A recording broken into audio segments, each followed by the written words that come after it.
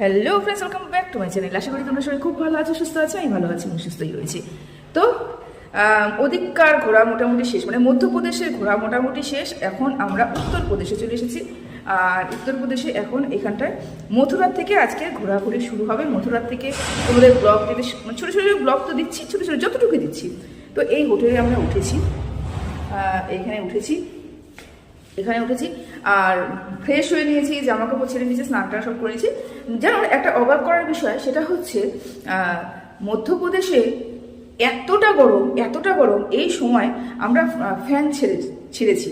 রাতের বেলা ফ্যান ছেড়ে ঘুমিয়েছি, দুপুরবেলা খাওয়ার সময় হোটেলে গিয়ে কিন্তু ফ্যান ছেড়েছি, এতটা গরম। আর উত্তরপ্রদেশে এতটা ঠান্ডা যে আমি 3-4টি পড়েছি, তাও বাইরে গিয়ে থরথর করে কাঁপছি, এতটা ঠান্ডা।